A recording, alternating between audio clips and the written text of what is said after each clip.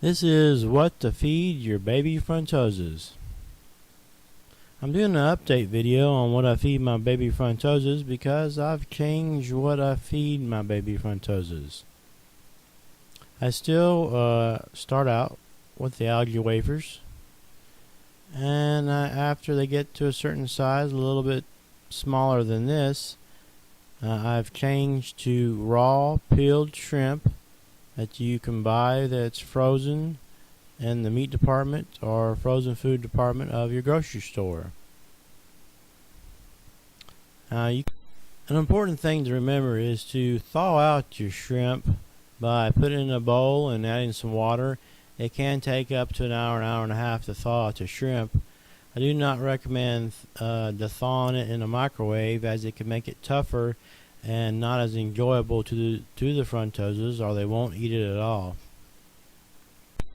Previously I've tried frozen krill, but this is more economical and easier to get. The raw shrimp is more tender anyways, and it allows them to rip little chunks off and eat it. They really like it a lot. Now, in the mornings, I still do feed the baby frontosas algae wafers. Then in the evenings, I feed them the raw peeled shrimp. The colorations are doing great. A subscriber asked me why the whites are not real prominent in the baby frontosas, or the blacks. At this size, they're not as prominent as you might think. Dominance also plays into a factor. There can be several males in here, and the more dominant male is going to show the best coloration, and if the one is subdued, then it will show a little bit lighter coloration.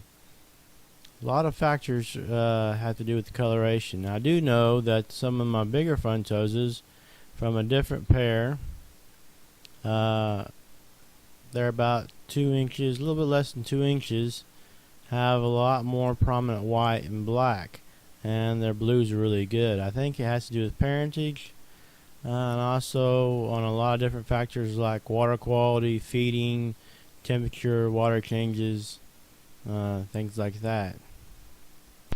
Now, a lot of people want to feed the frontosas some type of commercialized food. When I bought my original pairs, and they weren't actually pairs at the time, but when I bought my original frontosas, they did not like pelleted food. The only thing they would eat is actually algae wafers, and that might not have been the best thing to eat for them to eat for several years, actually for 4 years, but they did eat it.